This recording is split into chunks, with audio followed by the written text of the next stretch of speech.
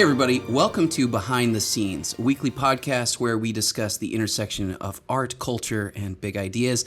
I'm your host, Sean Malone, the creator of Out of Frame and creative director for the Foundation for Economic Education. With me is Jennifer Maffasanti, our senior writer, and our editor, Paul Nelson. How are you guys doing today? Doing all right. It's a gorgeous day. It is. I am, for the first time since we've started this, not wearing like a bowling shirt or like any kind of a, that kind of thing. I did notice The this. fall yes. has arrived. The fall has arrived here in Atlanta. It's cool and kind of wonderful. Mm-hmm. I'm enjoying it. I am as well. This is my kind of weather. I actually went camping last weekend too. Well, camping is a loose term. Glamping? Glamping, I think, is a better term. I used to, when I was a kid, just fun fact about me that most people in this audience probably don't know, I'm Eagle Scout. And I grew up doing high adventure camping and canoeing trips and things like that. And then I, got to work in the sort of heavily digital realm, and I have not really been doing that kind of thing for a long time. But hard to go camping when you're extremely online. Yeah, it is. And actually that's going to tie into our theme for today, is like being online. I'll tease that a little bit. We'll get back to it in a minute. But a couple friends of mine bought a big like pop-up camper with air conditioning and with like lights and electricity hookups and all that kind of stuff. And so we went out into the not super far woods of outside of Atlanta and went camping last weekend. It was a lot of fun. Went for some nice little hikes and took the dog, and it was good. Yeah. Nice. Had a good time. What have you guys been up to? Well, I've been just busy. Lots of things going on. But I try to take a little time for myself. Little gin time. Sometimes gin is involved. I mean, I'm not going to lie about that. Gin for gin. Hey, it works. That's too confusing now. But I've been rewatching Supernatural from season 1, episode 1. And again, there's a million seasons. There's a million seasons. We're just about done with season 16, but that's like the last one. Jeez. Wow. Yeah. That is a time commitment. That is a time commitment. But this is not my first watch through, so it's a very comforting revisit during spooky season. I'm for it. I guess that makes sense. Yeah. I am revisiting Archer because we are 2 seasons behind. I want to say. I know. But I was like, it's short. It's actually a pretty quick rewatch because it's half-hour episodes. Easy to get your way through. And awesome. Definitely worth I've rewatched the first couple seasons a few times just because that was kind of like my jam when it was like first on, and I haven't rewatched the later seasons. So we're right at the beginning of Archer Vice right now. Oh no, which is one of the better ones. And then I know it gets weird with like Dreamland and stuff like that, but working my way up to that, and then I actually don't know how he gets out of that, so because I haven't seen the rest of it, so I'm looking forward to that. But we're kind of working our way through there. That's been fun, but it's a fun show. Yeah, we've had a lot going on though, so it's been really kind of intermittent. Like it's weird to sort of binge watch. Like if you think about binge watching, and then you're really only doing 2 episodes at a time. Is it really binge watching? It's not quite at that point. No, it's not. Because now we're just like, hey, it's midnight. You still awake? Yep. All right, let's watch an Archer. But, what are you up to? So this week's been kind of hard for the family. My wife lost her grandmother, so it's haven't had a lot of time to watch too much. But, so kind of interesting about my grandmother-in-law.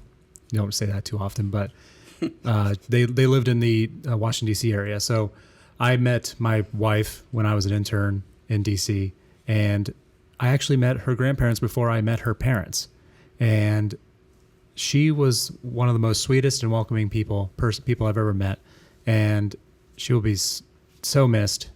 She loved movies, she loved musicals, and she loved singing. Nice. And she sounds delightful. Yeah, she was one of a kind. So she will be missed, and we've watched a couple movies in her honor, in memory. It's nice. Yeah. So, like, what kind of musicals was she? just any like the now I'm blanking on some of their names, but Like White Christmas yeah. was one of her all-time favorites. Anything kind of in that genre. sort of Fred Astaire kind of that territory. So Nice. yeah, her and her husband, who is they were married for 66 years, so they've seen a lot of things, and it's just kind of interesting how much her life and what she saw, and they lived in Vienna, Virginia, if you know the area, what it looks like now. Yeah. When they bought their house back in the 50s, It's probably in the middle of nowhere. it was middle of nowhere, horse farms all around. So Yeah. they've been in the same house since then. So Wow. Yeah, neat. it's that's an interesting part because that is now like fully suburbs. it's, I mean, even they're And, getting like little pockets of kind of big urban, cities. Yeah. It's very different. Yeah. Well, man, that's kind of a bummer, but that sounds like you guys are, doing all right. Yeah. It's kind of one of those things that when it happens, it just takes a while to process that. But For sure. I think for my wife, her love of those kind of movies definitely stems from her, and we watch those kind of things all the time. And now we'll always remember her when we watch that. Good. So this week we were going to talk about a movie that I've been told so many times by a lot of people to check out in the last, 2-3 weeks. Couple weeks, 2-3 weeks, something like that. The Social Dilemma. It's Oh, on man. Netflix. You can watch it if you want. Little spoiler here. I am not going to recommend watching it. Well, you could watch it if you want, but we have a lot of thoughts on this movie. Oh, man. I have not had such a strong emotional reaction to a movie that I watched in a very long time. I have not either, and not in the way that some of my friends had a strong reaction. Because I have had people be like, "Oh, I'm deleting Facebook. I'm getting out of here. I can't, look at how horrifying all of this stuff is." And the documentary, if you can sort of call it that, is designed to make you terrified about social media. I guess the big picture spoiler for me and my thoughts on it is that it wants you to be terrified about a whole bunch of stuff that has really no bearing on anything and that you really shouldn't worry about that much, and almost completely glosses over anything that's actually a valid criticism of Facebook and other social platforms. Yep. It was pretty maddening to watch. Yes, about 5 minutes in, I'm like, okay, so these people are just the mid-90s moms that want to do away with rap music because it's bad for the kids and video games. 100%. Yeah. And they wrap themselves in this Northern California cool. And I'm like, no, you're not cool. You're not at all. No. You just want to make everyone's lives more miserable. Basically. There's no plot to talk about, so I don't have a way to like really easily walk you guys through like the totality of the film. But the basic gist is that between ads and the algorithms themselves that drive what you see in your feed, social media companies are essentially ruining everything in life. They are, forcing people. Oh, by the way, nobody has any agency whatsoever. Oh, no. You are Why would they? completely and utterly at the mercy of these companies. They brainwash you. You can't do anything. You can't put your phone down. And they design it that way. They want you not to put your phone down, so they make the experience enjoyable for you. Just like basically the whole complaint here is they try to make the experience better and better and serve you better. How dare they? How dare they? And in doing so, they get you addicted to, using your social media or whatever. But, that's pretty much the gist of it. The whole film is dedicated to making you terrified of these things. We'll get into specifics as we go. I took a ton of notes going through this. I was like Liz Lemon and rolling my eyes, and I think they got stuck a couple times. And it was just... There was a lot of very dramatic sighing in my living room when I was watching this movie. I paused. So I watched it with my wife. Because we watched pretty much all these things, but I paused it probably 10, 15 times, maybe, just to stop and rant about something for a little while, because it either got the basic idea of how these things work so dramatically wrong, or like get into like the Zuboff stuff where Shoshana Zuboff, It's a made-up term. It doesn't mean anything. just things that she really didn't understand at all, or it was just so overwrought and so ridiculously over the top as far as like what the effects were, or essentially like what the causes of some of these problems were. And of course the causes are capitalism. Capitalism is evil. That's Obviously. that's the probably the main gist of it, as far as like what we're blaming. We're blaming advertisers and capitalism for things that in some cases literally have nothing to do with the way that these things are structured. And then again, it glosses over the actual issues. problems. So I guess the way that I ended up restructuring my notes into a handful of categories, this might just be the best way to sort of go through it, because I can't think of another way to sort of break it down. So there's sort of the general introduction and just initial starting thoughts about the film and how it gets into it and all of that kind of stuff. We can talk about that. I want to talk about the aesthetics of the film, because I have a lot to say about that too. And then I want to talk about the garbage ideas in the film, of which there are many. Mm-hmm. Yes. And then I want to talk about the couple good ideas in the film. It's not all. It's like literally 2. It's, for me at least, it's definitely 2. Yeah. I had a couple little bits in here that we can talk about that are not bad, and then we'll just wrap it up with some final thoughts, I think. Sounds good. We don't have a plan for normally we do a Patreon bonus section. Mm-hmm. We don't actually have another movie to talk about for the Patreon bonus, so we may just continue this conversation, or honestly, we might just let this be a Supersized edition. edition that'll be for everybody. And part of me wants to do it that way anyway, because this is a movie that I think is doing really well on Rotten Tomatoes. It is. Super well. Like 87%, I think we decided. Yeah. Netflix high recommends 80s. it all the time. Netflix is recommending it to everybody, which is also hilarious. There is an incredible irony for the idea. I mean, part of this film is like so much railing against infinite scroll and recommended content and recommendation algorithms and all these things, and you're watching it on Netflix, which is immediately going to recommend another thing. But hey, it's not a social media network, right? So it doesn't count. Yeah, it is ridiculous. So let's get into this. I guess I'll say beforehand, if you do like the show, if you like Out of Frame, if you like what we do at Fee, please consider joining our Patreon. It's patreon.com/outoframeshow. Do that. And then most episodes, you'll get a bonus. And we'll talk about another movie. But I think this one, we're going to do like just an ultra-sized thing where we just talk about this. Because a lot of you out there are probably thinking that this film has a lot to offer. Probably doesn't. And also, before we get into this, I want to say the three of us collectively have quite a bit of experience working in this realm. Not any of us have worked at tech companies. We are not. No. We're not coders. We're not that. But what we are people who, on YouTube, on Facebook. I mean, Paul runs all of our social media at Fee.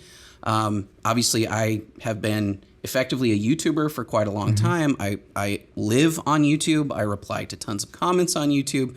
I upload stuff. We have millions and millions of views on YouTube. This is what we do, right? And I write copy for both of them. And she writes copy for both of us.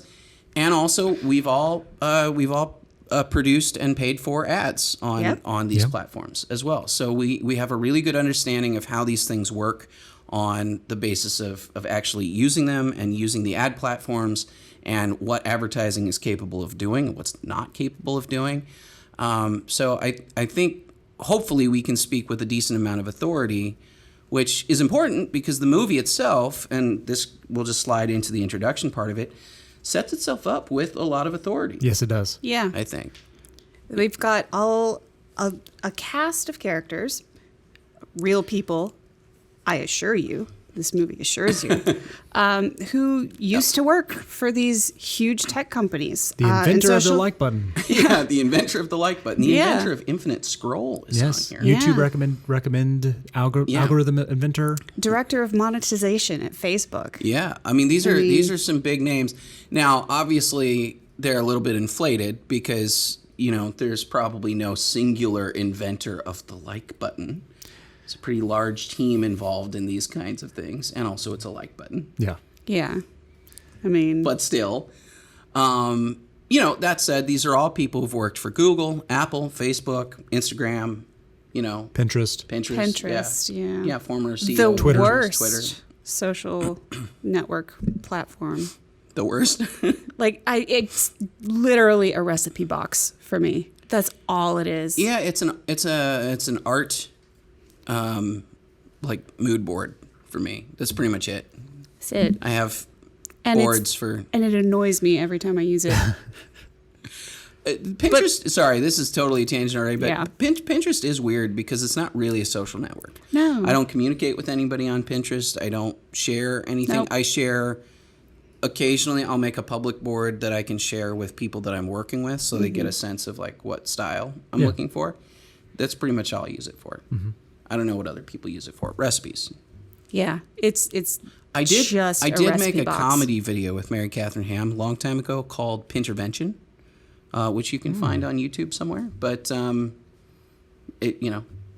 she went a little bit Pinterest crazy, and so she had to be stopped by her family members. Fair. It's entertaining. There's a lot of weird crafting stuff. A lot of crafts. That was back in So you would 2014, maybe. I don't would you That say sounds it's like it, yeah. the prequel to The Social Dilemma? know. Yeah. She had to be stopped, definitely from herself, Yes. from her uncontrolled. The Complete next lack step was radicalization. That's right. She was about to be radicalized by Well, fall Pinterest- tablescapes. Yep. is what- Pinterest does keep trying to get me to go vegan. I don't know. It's probably Seems just, a little shady to me. this point's probably just trying to get me to vote because literally everything would like me to vote. Yes. Just vote. Just Well, vote. and I am actually No, not like that. By the way, I am actually registered to vote, and yet I still get all of the things every single day telling me to register to vote. So that's Same. great. It's nice to know that they don't have access to voting records, which would be really creepy. But at the same time, I would love a way to just tell them to shut up because I've already done the thing that you want me to do. Mm-hmm. Leave me alone. They don't have an algorithm for that. They don't. No. All right. So the introduction for me, I mean, it sets up with a lot of credibility. You've got a Yeah. lot of really high profile people. They set up the theme really clearly. It's basically there's unintended horrifying consequences of social media networks. They then hammer that theme home over and over and over again throughout the film, so you can't really miss it. It's not subtle. No, it is not subtle at all. That said, I found the whole setup to be super cliched and really obnoxious as a film. Yeah. The device where you have, and I've produced a bunch of documentaries, and I have never used the device where people sit down and pretend to be, just putting their mic on for the first time and be unaware that the cameras are rolling. Feeling insecure about how they look and Yeah, adjusting you want their- me to sit here? Is the lighting okay? It is such a contrived way of presenting reality, right? It's like, hey, look, these are real people not prepared for this interview, and they were 100% prepared. They go around giving speeches on this. They literally follow them giving these same speeches on TED Talk style kinds of events. So they're prepared. It's also financing wise, I'm not quite sure, but it seems very, very clear to me that the main guy, Tris-TAHN Harris, be clear, Tris-TAHN, it's not Tristan. Tris-TAHN Harris has an organization called the Center for Humane Technology, which is a Silicon Valley joke, which is hilarious. If you haven't seen that show, Yeah, Gavin Belson. What is it called in the show? I think it's Gavin Belson's Center for. Humane I think might actually be. It's something very close to that. Yeah, it is that So basically, hilarious. The main antagonist of the entire show, who is just an evil person, who is basically the creator of this show's Google. He has an epiphany to make money and stay relevant and to become an evangelist for humane tech. And much like, let's say, there's a lot of parallels here because Gavin Belson's rules for humane tech in the show are completely meaningless. Mm-hmm. And I went to Tris-TAHN Harris's Center for Humane Technology website, and his rules for humane tech are completely meaningless. Imagine that. They are platitudes that have no real, there's no specificity to really any of it. It's basically like, don't use your phone anymore. Stop using the internet. Okay. There's more than that. I'm not going to. There's also regulation. Also, no. But there's no clarity on what that regulation should be. Yeah. And when you go to the part of their website that talks about what their policy ideas are, it's very vague. We could just regulate our way into... Works every time. It works every time. Nothing ever goes wrong with just regulating things. The more I saw... Tris-TAHN is the main character in this documentary. He comes back up again and again and again, and just everything is centered around this organization that he has. And it literally made me start wondering, was this paid for by his organization? Now, that I still do not know. But what I do know is that both his organization's website has this documentary front and center on their main page, and the documentary's website has their organization as an action partner front and center. So one way or another, it is super, super tied in to this organization. And it's clear throughout the film, which again, the film is constantly talking about Facebook and Google and everybody manipulating people and being nefarious in their means of convincing you to do stuff. But the film is one of the most manipulative films I've ever seen. Mm-hmm. Yeah.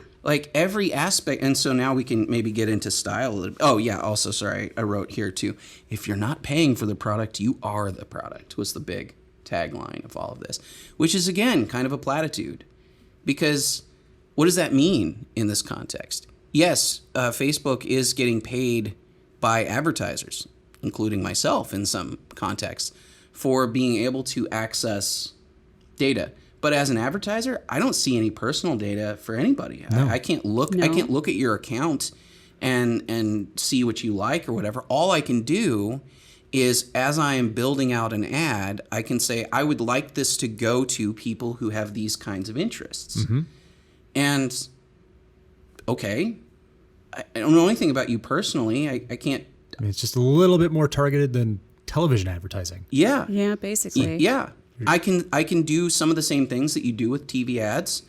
We can target by zip code. We can target by geographical region. You're going to have different commercials on ESPN than you are on... And you try to target by channel, right? Yeah. So if you have something that you think a sports audience is really going to like, you advertise on ESPN. If you have something that's you think cooking show fans are going to like, you advertise on Food Network or HGTV or something like that. Yeah. There's nothing new about that. The only real difference is that Facebook is doing it in a more individualized way. So your actions as a user define whether or not you get categorized as a sports fan or an HGTV fan. So that means that the ads that you see are actually relevant to your interests? Yeah. Instead of just clogging up your feed. So all of this data... It's not, at best, it's helping me reach people that are actually going to be interested in the things that we want, which for fees, typically events, right? Most often it's we have a seminar, or maybe we're doing webinars quite a lot, but we've got a webinar that's going to be on, we did one recently on how to get into public policy careers, for example. Horrifying stuff, right? just nefarious thing. So what we want to do is we want to figure out who are the people that might be interested in a career in public policy. Yep. And so we need to target by age, because we don't want people who are 35 and already in a public policy career. And also that's not what the event would be useful to. And we want people who have certain kinds of interests. People maybe who already live in DC, or maybe people who are, who have expressed interest in public policy type of organizations, people who've liked or disliked various think tanks, things like that. Okay, right? Evil. How dare you, Sean? Yeah. So, because otherwise we would just be throwing money away and running an ad to who? Who knows, right? Everyone, I guess. And of course, as advertisers, we wouldn't waste that money because we have other things that we could be spending it on. Yeah. Why would we at that point? So all this stuff is just nefarious. I mean, it's framed nefariously. The aesthetic of the film is done, the music is miserable to listen to for me the entire time. It was so aggressively ominous just throughout, even in the interviews. It's ominous. Yeah. It's I really hated pushing you to feel a certain way. I really hated the really short focal point on the camera work, so that only whoever was speaking is in focus, as though nothing else but this one person is actually real. Which is... Yeah. Just don't do that, please. It's dumb. It's bad, and you should feel bad. One of the other things, speaking of music, by the way, is at one point they use Nina Simone's "I Put a Spell on You" Yeah. in the score. Again, this whole thing is it's black magic that's completely overriding any of your free will or agency or anything like that. And the interview Honestly, subjects talk about it all the time. Our jobs would be so much easier. Oh my goodness. Yeah. I mean, that's the thing. I've talked to people about this with respect to advertising in general a lot over the years. But if advertisers had the power to just sort of brainwash you into buying their product, the world would look a lot different than it does. It would really literally just be a question of money that you could throw at it. But that's not how it works. No, not at all. It's not how any of this works. No. And so, products that people don't want or that don't add value to people's lives die out, regardless of Quibi. Talk about Quibi all the time. How much ad money was spent on that freaking network? All of it. So much all money. of the ad money. So much. And Political ads. They got celebrities. They got Everything. Expensive celebrities. Yeah, expensive. They got Oprah to do this thing. They got every A-lister they could find, and who's on it? Who's signed up? When the content is bad, nobody cares. Nobody cares. The product is bad. Yeah. And we see this also as you do this kind of stuff. The other thing, too, is that an ad, a really, really good ad, the content of the ad has to be good, can get you somebody to click through to, let's just talk about videos, for example. You can get somebody, using a really well-done ad, you can get somebody to click over and go to your video. You can't keep them there. No. You can't get them to watch your video for more than 10 seconds. It's their choice. It's their choice. They will leave immediately. And then even if they do watch your video, you can't actually get them to do what you ask them to do at the end. Yeah, and so we're in a different position, right? Because our mission is education, and our mission as a nonprofit is not to sell you something at the end of the video necessarily. It's just to get you to watch and think, which is... It's simultaneously harder and easier in a lot of ways, because it's actually a harder sell to get people to watch that kind of content in general. On the other hand, there's no CTA at the end in general that requires you to send us money, Although again, if you want to support us on Patreon. But you could if you wanted to. Yes. No, but the reality is you don't have to. There's nothing.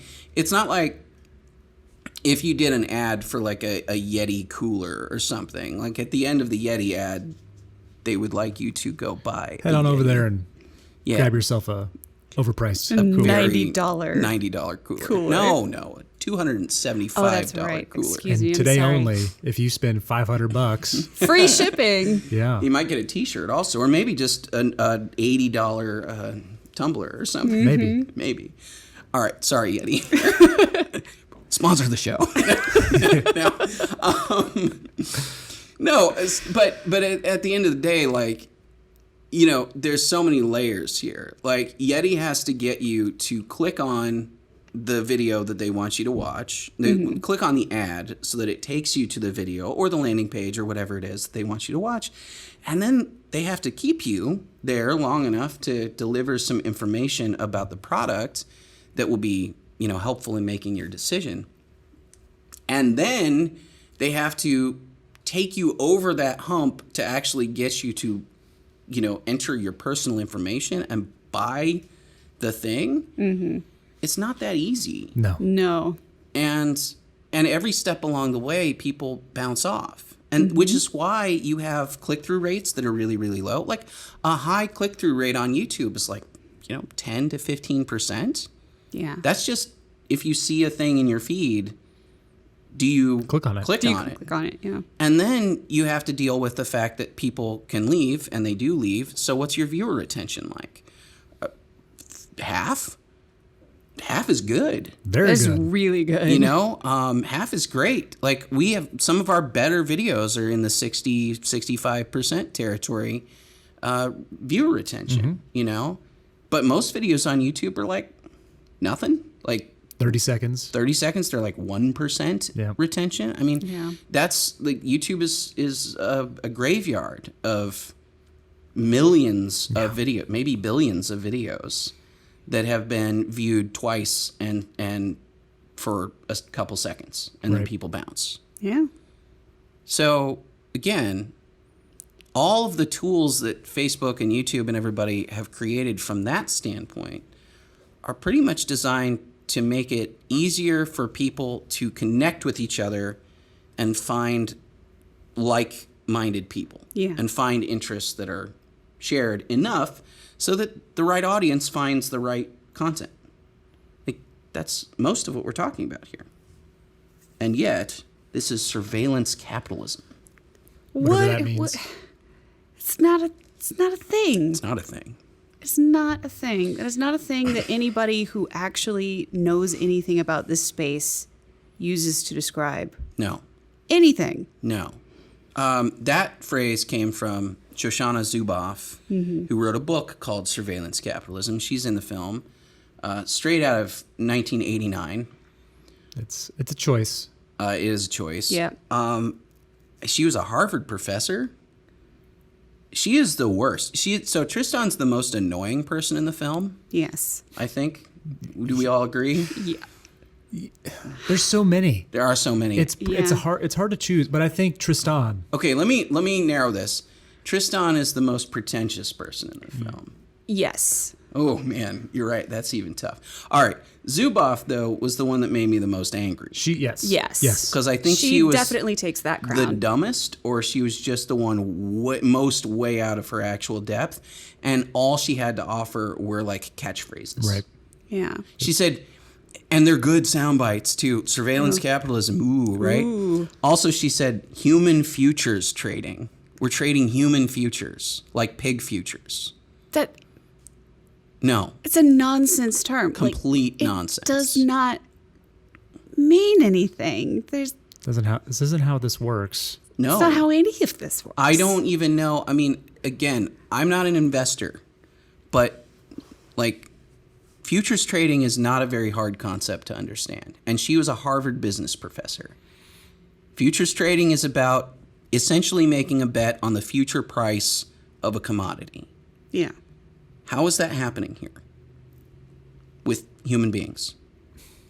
At the end of the film, Zuboff comes back and says, we outlaw certain types of economic behaviors. And she compares social media to slavery. She also compares it to paying for organ donations. Which should be allowed, by the way. Which should be allowed. And which actually costs millions of people their actual lives yes. every year. But okay, let's skirt on by that and then compare it to slavery was the next choice that she made. Yeah. As if these are in any way comparable situations. social media use conflated with actual chattel slavery is, I don't say this often, but that is one of the most offensive things I have ever heard. It is extremely offensive. Mm-hmm. Like, wow. Wow. Yeah. Just wow. But again, her whole role in all of this was to give sound bites. And it wasn't... Well, she did her job. And they're scary sound bites, Yeah. but they make no sense. No. And that's honestly most of the people in the film. Is like soundbite after soundbite after soundbite that sounds really, really scary. But it doesn't hold up to any kind of scrutiny. Just below the surface, it's that. Nope, that doesn't make any sense. Yeah. No. For example, people talk about the social media companies building models that predict our actions. Do they? Not well if they do. Not well. No. Not well at all. No. And if they did, then, again, a click-through rate on a recommended video wouldn't be at its peak 10% and then drop to like 2%. Yeah.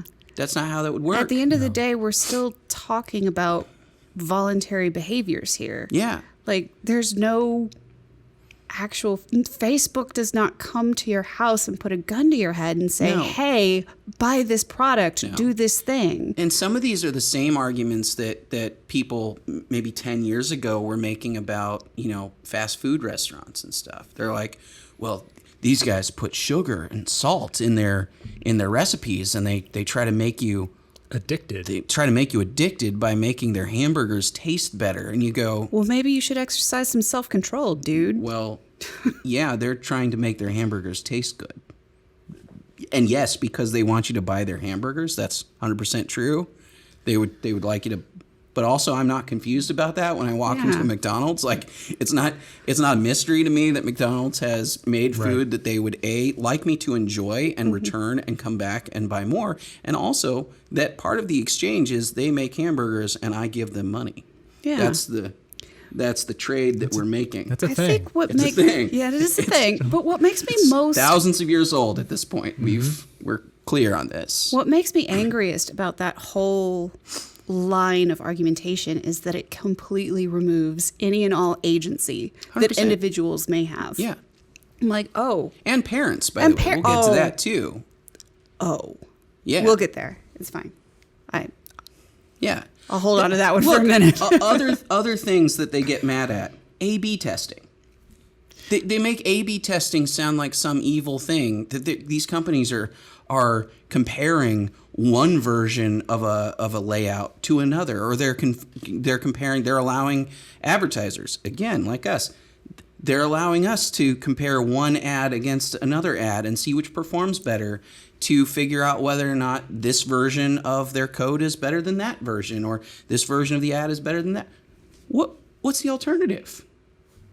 No testing. Nothing. Do we? I don't. Do you just have like one guy in a room go? It's just Mad Men. That's all it is. Yeah, it's just Mad Men. It's just Don Draper says this is the best ad possible. Yeah. And we're gonna run that one, and then everybody will love it because I'm Don Draper and I'm a genius. Yeah. Yeah. I don't understand. Or I'm Tris-TAHN Harris and I'm a genius. They try to say that A/B testing has been around forever, but it happens at such a increasing rate. Yeah, that machine learning helps for sure. And I was sitting there thinking, like, what's so bad about that? Why wouldn't companies and people want to make their products better? It's more and more rapid improvement in terms of the actual user experience. Yeah. And also, by the way, you can't really, look, take it from, I'm creative director for an organization. I can promise you, there's no speeding up the rate at which you can create new content other than just adding more people to the equation. Yeah. Coming up with the actual ideas, if you're A/B testing ads, you still have to write copy. You still have to come up with a concept. You still have to do the artwork. You have to make all of those decisions. It's not like the machine learning helps us only to the extent that it helps speed up the time at which we have an answer as to whether or not the ad is performing well or poorly. It does not help us come up with a new idea. Nope. and try to do it better the next time. But that's also all we're trying to do is just do it better the next time. Yeah. Like, that's it. I mean, that's just kind of like life, you know? Yeah, It's kind just right? We'll try. Today was rough. Let's do better tomorrow. And the thing is, to the extent that capitalism isn't involved here, and it is, obviously, those are the incentives, right? The incentives are, I would like to do better. And my benchmark for this is it more or less affordable for me to do the same thing the second time? If it's less affordable, I've probably done something wrong. I need to do better. And if nonprofits are a weird sort of outlier to this, but in general, the profit, we talk about profit motive, right? But profits are information, right? It's price signals. And that information tells you, did you do it well? Did people like it? Are they willing to pay for it? Or are they not? And if they're not, then, well, I hope you learn from that and try to do it better next time. Yeah. And if you don't, Like, you just lose your money. yeah, you just lose your money. And then somebody else has that money and they will do better. Yeah. Instead of you. That's not a bad, that's a good thing. That's how we want our world to function, right? Like, we want our world to function in a way where there's actual feedback mechanisms that tell you are creating value for other people or you're not.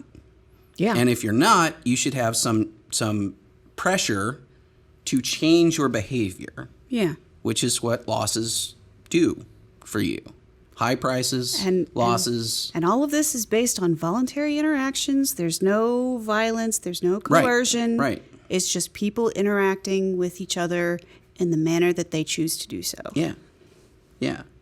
There's also stuff in here where Tris-TAHN, and by the way, we're still into the garbage ideas section of this. Like, this is It's a lot of garbage. It's a lot of It's garbage. a lot of garbage. And I'm kind of skipping around a little bit too. Talk about Jaron Lanier, who was the author of the book 10 Arguments for Deleting Your Social Accounts right now.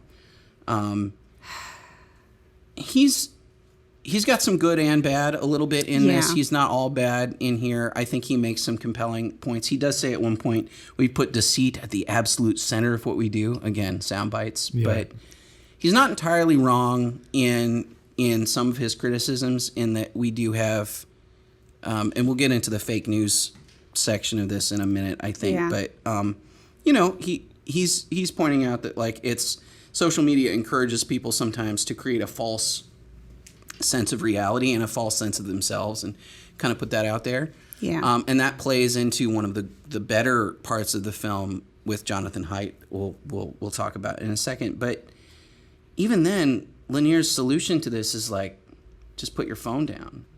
Just like, delete your accounts, throw away your phone. that's not happening for most people. And also, the benefits of social media dramatically outweigh the potential harms, even in this context. And the film spends basically zero time talking about what social. I mean, like, as a throwaway 2 minutes, basically. Was it even that long? Maybe a minute at most, on, like, here are the things that social media has allowed people to do. Connect individual to individual all over the world. That's incredible. And not only for the purposes of like, just general connection, like being able to see family that you have never seen. I mean, again, you were just talking about your grandmother-in-law being near you, making that possible for you to meet her first. Facebook now, or Google, or any of these companies allow you. My parents live in Portland, Oregon. They're like across the diagonal of this country, basically. They're about as far away. Maybe they lived in Alaska. It would be different. My brother, for a long time, lived in Qatar, in Doha. And, it's a ways. Guess how I talk to him. My husband's family is all Facebook. international. Carrier pigeon? Carrier pigeon. Yeah. My husband's Pony family Express. all lives in, like, Italy. Right. Or Jamaica. And so, yeah, it's all social media. Yeah. That's basically the only way we get to talk to them on any sort of regular basis. And I also like it too, because I'm not very good at, like, I don't like phone calls mostly. I don't know many people who do anymore, and I'm not a big fan of phone calls. But what I do still like is I have a couple friends from high school or earlier still.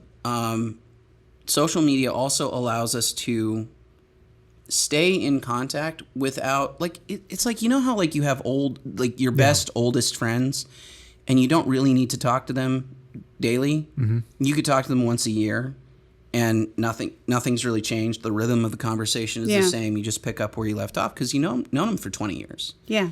You know, like, I have a lot of friends who fit into that kind of category from grade school through college, and social media allows you to be a part of or pay attention to their lives in the way that you need to. Yeah. And keep up so that when you do have that conversation again, you can say, hey, looks like, you know, your son just, like, won an award or something, and, like, congrats to him. That was really cool. Or, like, I see one of my buddies, like, bought a gym actually recently, like a Ariel's gym, and he's doing renos to that. And I was like, cool, man. Like, nice. Interesting. Yeah. But stuff like that, I would never see. I would never know. I would have forgotten about most of these relationships. And you can maintain more of them. And that's not to say anything about the connecting value of the commercial aspects. Like, business to business now, or business to individual now, from anywhere in the world. Oh my God. Right. Like, just the customer service, like that switch when somebody starts tweeting about United Airlines. yeah. Oh, Like, man. how many of those that previously just Yeah. end up going nowhere? Yeah. Yeah. But no. Evil. Delete it. Evil. How dare they? So I will say, Yeah. in defense of that, if you are concerned about it, I do like his solution better than Tris-TAHN's, which Yes. Tris-TAHN is, the government has to take care of this because Yeah. you know, we cannot count on anyone to take personal responsibility. Yeah. While the guy that wrote the book, Jaron, yeah. he I don't know if I'm saying that name right, by the way. he put the phone down, which is, you know, Okay. okay, Okay. that's Put the fine. phone down. You know, as long as someone's not holding a gun to Yeah. your head to put Yeah. the phone down. And by the way, I should say too, you know, again, I went camping this last weekend. Part of what I like about doing that is it kind of forces you to put the phone down for a little bit. There's nothing wrong with disconnecting for a little while, but it's also A, my choice to do, and B, it's something that I do as it helps me for the duration of time I feel like it's necessary to just, you know, stay connected with friends and stuff like that, like in a one-to-one, immediate, being present sort of way. That, I think, is actually a good criticism of social media, is it makes people less present Yeah. Oh, yes. and like in person, connected to each other than they are otherwise. But that's not the fault of really anyone but yourself, frankly. And there are plenty of tools to help you Yeah. not have Yeah. that issue. Yeah. Like, I've turned off pretty much all notifications, like Yep. push notifications on my phone. And that's from- one of the arguments that Jaron Lanier makes, actually, in the book, is just step one, just take all the notifications off. They stress me out. Like, Yeah. I can't Okay. deal with all that. So Yeah. I just turned them off, and like, so now I actually have to go and look. But I if also think need to know. most people tend to do that anyway, because a lot of notifications just gets obnoxious. Right. You know, and you do, like, almost immediately start paring down the number of notifications that you allow it to give you. My like every time they brought up an issue, Tris-TAHN or Harvard professor, I just kept thinking, well, we already have the tools to combat this ourselves. So Yeah. where is the problem? Like, you already can set time limits for yourself for each app. Yep. You can Yeah. turn off notifications. Yeah. Facebook even lets you change who you see and what you see and all that stuff. Like, Yeah. there's stuff already, the tools are there. Yeah. So I don't understand the I do understand the fear-mongering. He has to keep getting Oh. a check from I didn't even mention. these people to keep talking on these TED Talks, but I just I didn't mention the bicycle thing. Speaking of fear-mongering. So Tris-TAHN Harris is nonstop fear-mongering this entire time. And he goes, well, we didn't say this. We didn't freak out about bicycles. Yeah. Yeah, we did. Yeah, we did, actually. Like, Freaked a out lot. about bicycles and trains and cars, Newspapers. newspapers, Video radio, games. television, video Novels. games, novels, comic books, everything. every genre of music Yes. for the last 150 years. Literally every single one. From ragtime through hot jazz through blues, rock, hard rock, rap, reggae, you name it. It's all the devil's music, Sean. All the devil's music. It's terrible. Well, and actually, going into 8 years of music school mode for a second, but originally, so with the first written down music was called pneumatic music. Neumes became notes, basically. But you had it on a staff that was like basically 4 lines. And it was all diatonic to like whatever, effectively a major scale. Like if you look at the C to C on a piano, like those were your options, basically. And things like half steps or tritones, which you can get out of those, like F to B, for example, or B to C, were Satan's tones, basically. So like a minor second played together was literally the devil's tone, right? This is 12th century, 13th century, somewhere in that territory. Yeah. God. It's never ending, No. right? Like this has been this way for literally centuries. Literally centuries.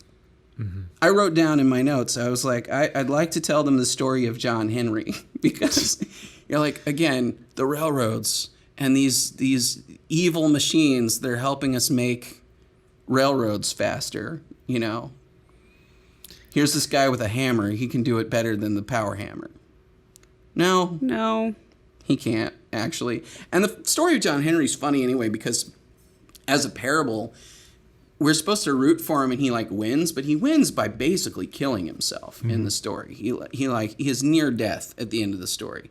But by God, he made it to the end of their little, 100-foot stretch of track faster than this machine did. And you go, yeah, but that machine can keep going. Yep. Yeah. You're out at this point.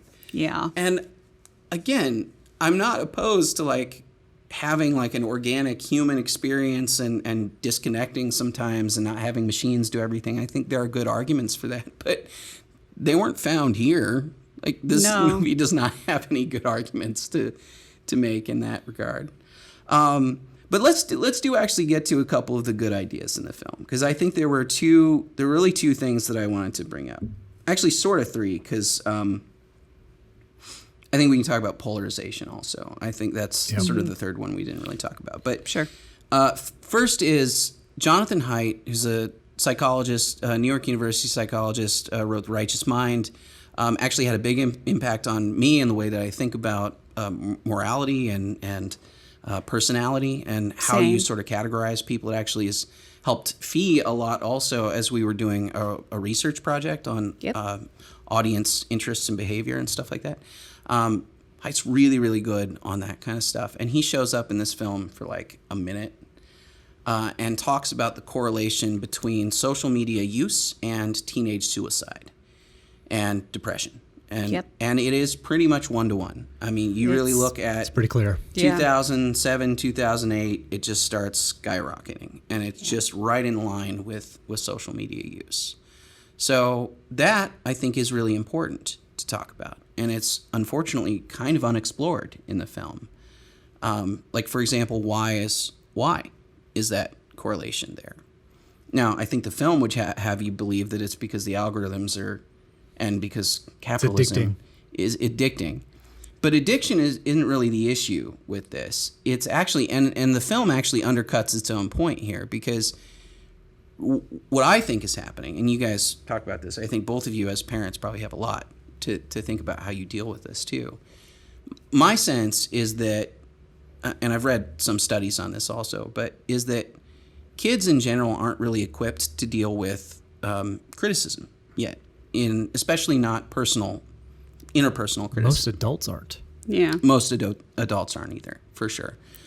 But the reality is when you're a young teen and maybe even a preteen, you're, for the first time in your life, starting to differentiate yourself from your peers.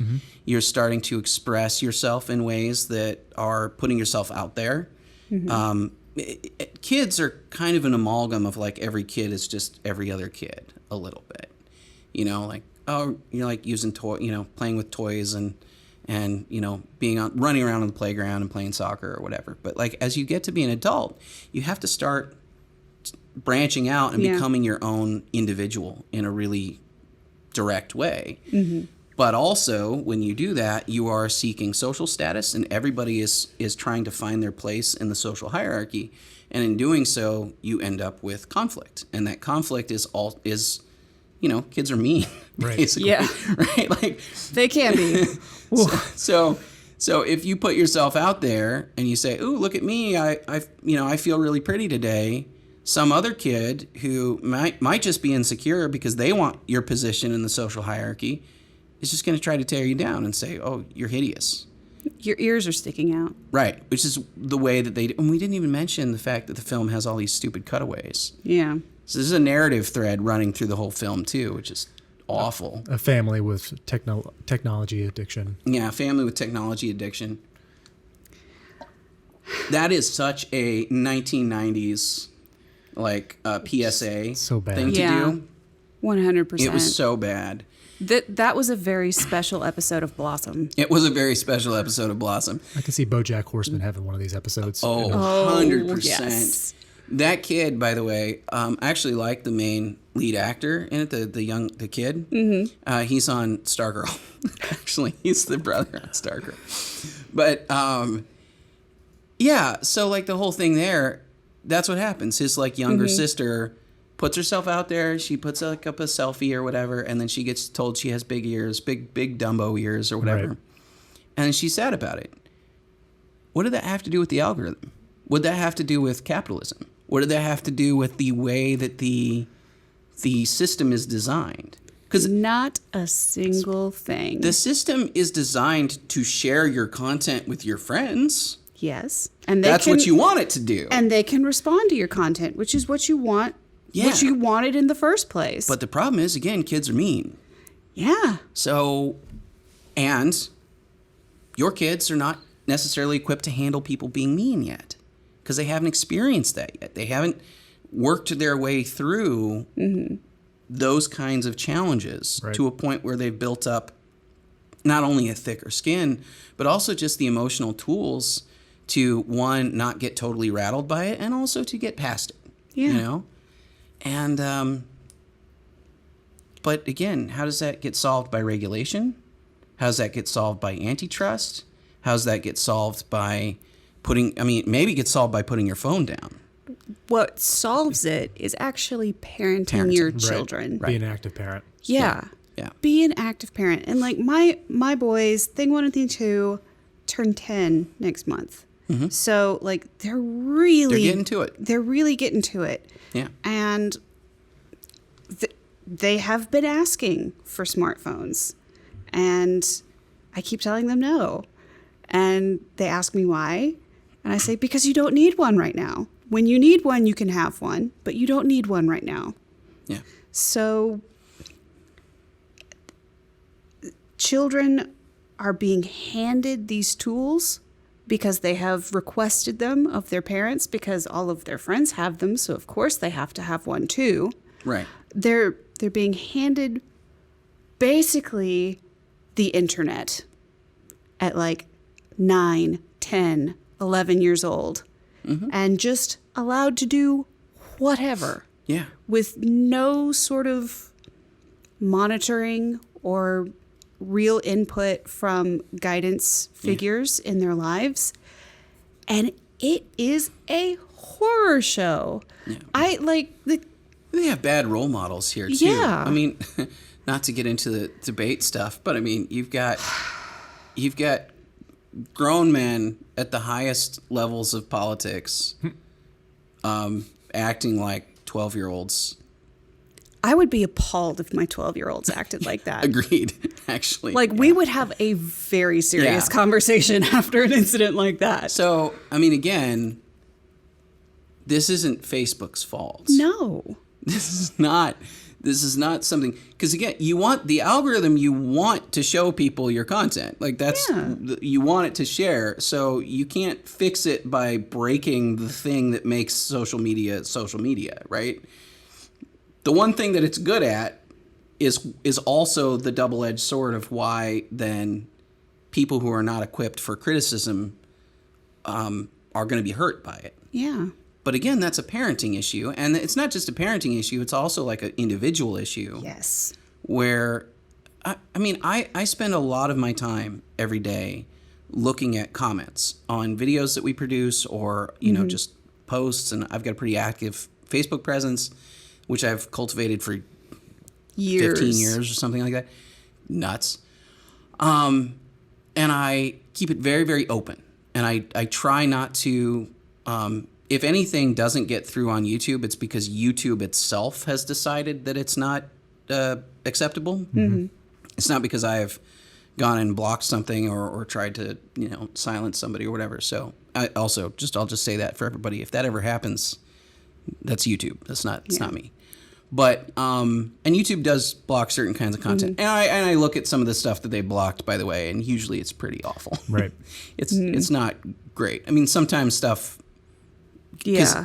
Once again, algorithms are not very good at this. No. So there are things. I think one time I posted an excited comment on one of our YouTube videos.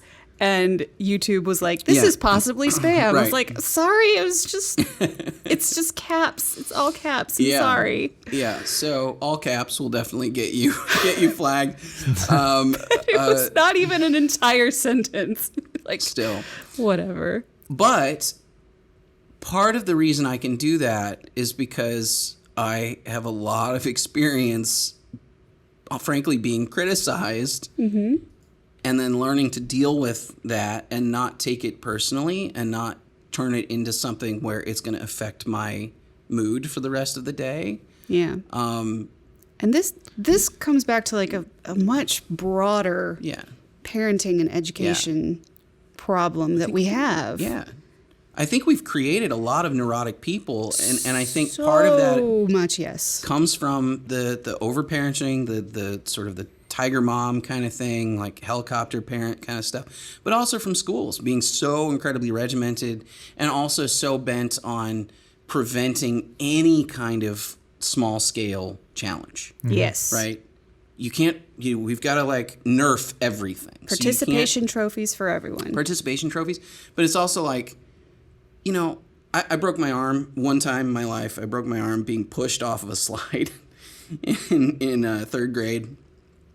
I was like sliding down a slide. The kid at the bottom didn't get off. Mm-hmm. So I stopped in the middle, and then the kid behind me was plowed through and knocked me off of the slide. It was probably a metal slide too, wasn't it? It was a metal slide. And so I fell onto the asphalt below the thing. There was no, like a little rubber, whatever, right? And broke my arm.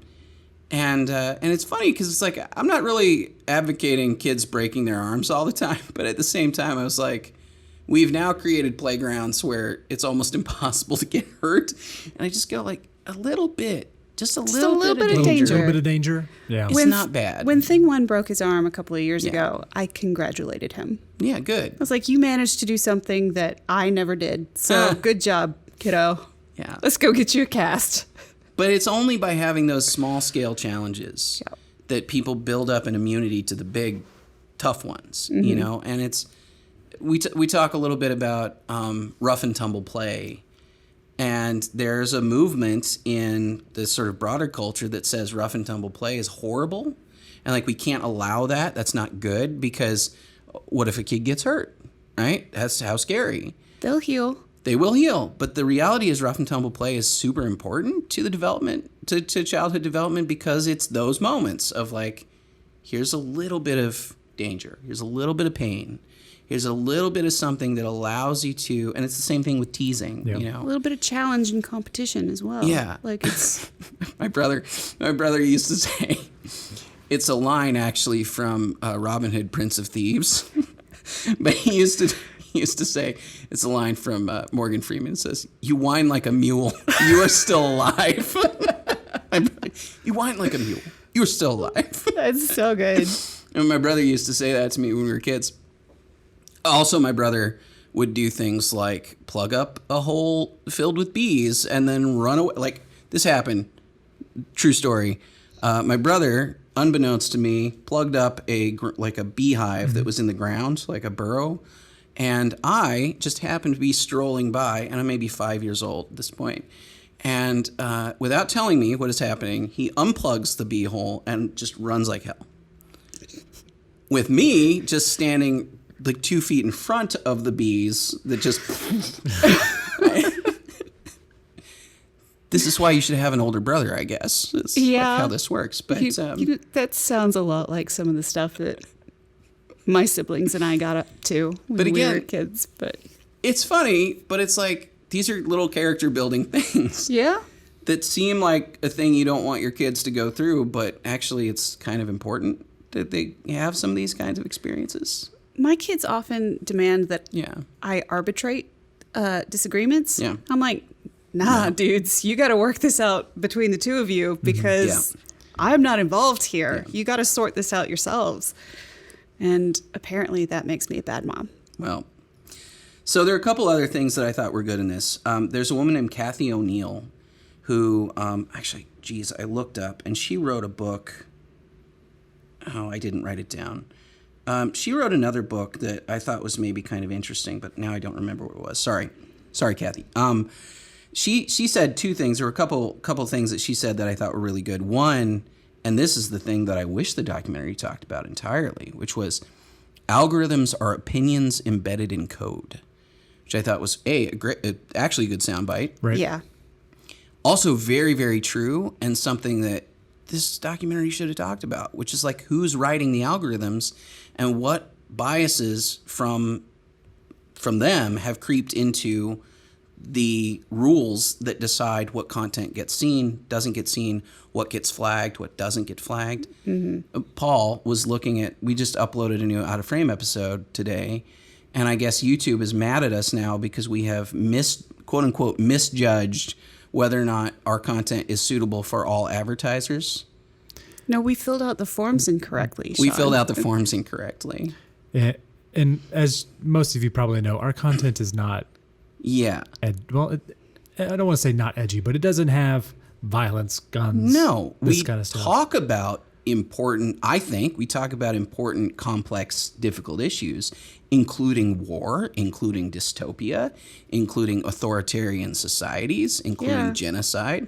It's not designed for children, but it's not unsafe for children either. No, it's not, but advertiser friendly is... I usually just say, I think this should be suitable for all advertisers. Yeah. It doesn't violate any rule that I've ever seen. It's movies that, most of the time, it's about movies that exist, like V for Vendetta or whatever. Like, if V for Vendetta is not suitable for all advertisers, and also we try to keep out, like, the most brutal or the most... We still try to make it G or PG for most of these episodes. And yet... YouTube has decided on several, including the V for Vendetta episode, that it's not suitable for all advertisers.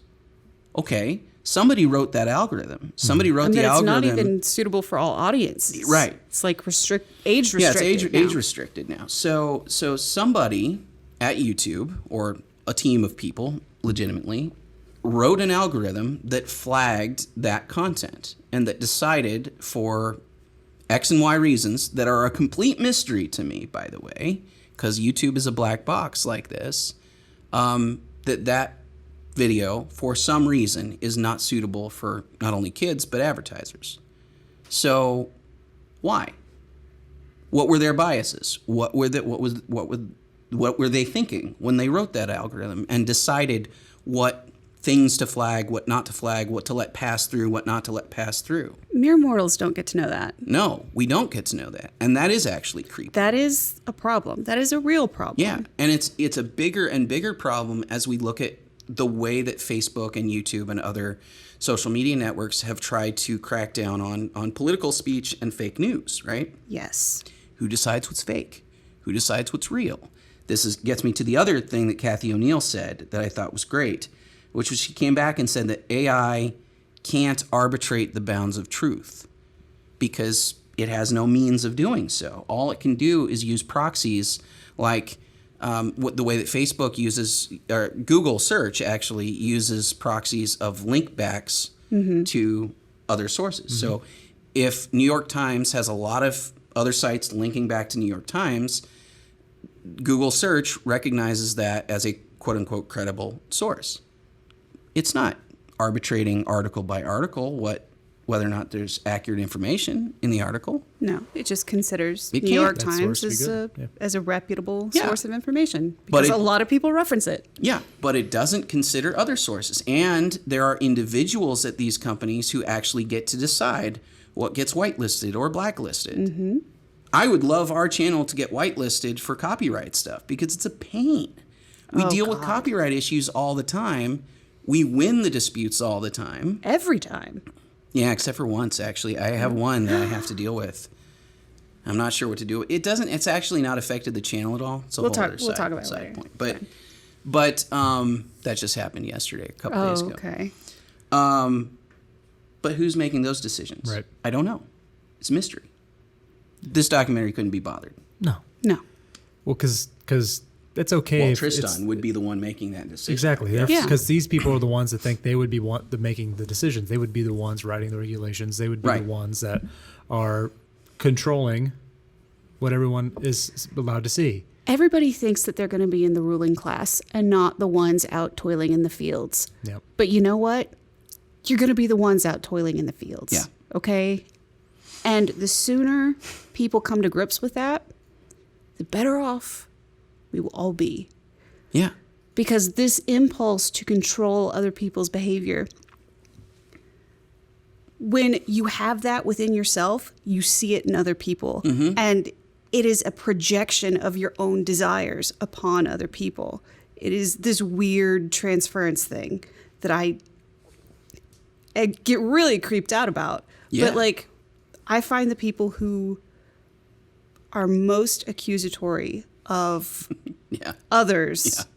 bad behavior are the ones who are most guilty of it themselves. It's the loudest calls for like moral authority. Yes. Who are the ones like tapping feet in the bathroom, right? Like Right. it's that. Kinda, yeah. Like is that, the along thing. those lines. It's as simple as who smelt it, dealt it. Wisdom of the ages. Yes. So we do need to wrap it up because this is way long. This is way long. There are two other things I want to bring up. One is that I do think what we're just talking about right now contributes to polarization in a way Yes. that is a legitimate problem. Because, and this was a quote that I forget who said it now, but said Facebook is in charge of your news feed. And then the documentary went on to talk about how, and this is like an hour in, basically.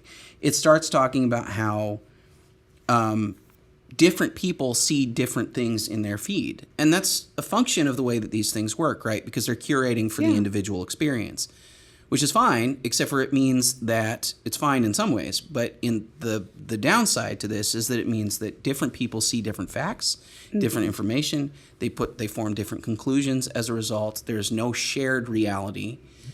And that obviously creates opportunities for polarization and for bubbles. Yeah. And I those think things. Facebook and social media companies in general could kind of get around this issue by stop trying to be the fact checkers. Yeah. Because Yeah. that then Yeah. fuels so many of these crazy conspiracies. And then it's Yeah. like everyone kind of knows that Facebook and YouTube, like there's a lid on some things. Yep. So it's like, oh, well, maybe they're putting, there's that little Like, seed of for doubt. example, criticizing China and Disney. Exactly. So, Yeah. So like Who you're would not do such a you're not a thing? conspiracy theorist at all. But now there Your could be a face. little seed of the next time something happens. Like, Yeah. well, is it? It Yeah. could be. Yeah. Yeah. And Yeah. so if you just go back to how it kind of started out with, Yeah. we're just a platform, like you say you are. Yeah. And- Yeah, I agree. I fully agree. If they stopped trying to manipulate the news feed, which is the Or at irony least- of this. Or at least to the extent that they do. Yes, Well, but yeah. the irony of this is that manipulation of the newsfeed is the conclusion of the film. Mm-hmm. The conclusion of the film is we need governments yeah. to step in and regulate what speech is okay, not okay, what thing is true and false, and Name 3 members of Congress elected today who you are comfortable regulating your newsfeed. yeah, The CDC can't even decide what is No. true and false with coronavirus. And that's No. so coronavirus has been such a good example of this because Facebook has limited what people have been allowed to see. YouTube has limited what people are allowed to see. And yet some things that were okay to talk about or not okay to talk about in March are the things that the CDC is talking about and saying now. So, don't wear a mask. You can't possibly wear a mask. Now everybody has to wear a mask. Like, these are the kinds of things that if you allow coders in Silicon Valley to decide you're not allowed to say this, you are allowed to say that, we're going to put a fact checker box over this thing but not over this thing, just stop doing it. Right. It's like it's our Mr. Jones video. Yeah. That we have a Holocaust box. Yeah. Facts above the and it has nothing to do with it. Yeah, it's Yeah. nuts. That again goes back to the fact that these algorithms are bad at this. Yeah. Like, they're really not that good. And so, to that point, a video about the Holodomor has a fact checker box saying, "Would you like to know more about the Holocaust in Germany?" Which are two different things. Yes. It could not figure out. We're talking about Holocaust little h in this video, not Holocaust capital H. Yeah. And again, it's Distinction is lost. completely separate event, similar, and actually one that most people don't know anything about. Everybody already knows. You don't need. Anyway, you need hey, would you like to go to the wiki on the Holodomor because you've never heard of it before? That's what would be nice if it was going to do that. But no, it's fact checking the wrong thing even. So just get out of the business of fact checking. Yes. Just this is the thought is that you have super not your job. that you're smarter than your user, than your customer. You're not. You're not. And that's why they're having these issues because every single time outside of just social media, when the company thinks they know what's best for the customer and they treat them like that, then they start losing. Yeah. And this is exactly what we're seeing. Yeah. And the documentary does that, but times 10. And Its whole mission is to say, you're too dumb. You don't have any agency. You're not smart enough to make these decisions yourself. We'll fix it for you. Trust and Tris-TAHN. also Trust Tris-TAHN. also these companies are super evil. We need something different. So we're going to create this regulatory environment that makes it literally impossible for competitors to enter the market. Yeah, and that's already happening with the EU rules. There's so many more things we can talk about. All right, we are so far over time as far as these episodes normally are. Going forward, can you guys start calling me Powell? No, Paul? I refuse. Okay, worth the shot. Look, we would normally do a Patreon bonus after this. I don't think we need to in this case, and we're not going to. But that does not mean we don't appreciate our patrons. We absolutely do. We love you guys. If you want to become a patron and support the show, I know I said it earlier, but please check it out at patreon.com/outofframeshow. Also, check out Out of Frame on YouTube. Check out our Out of Frame Instagram and Twitter accounts. Everything else we're doing at fee.org/shows. You can find most of this kind of stuff. Thank you guys so much for watching, and we'll see you next time.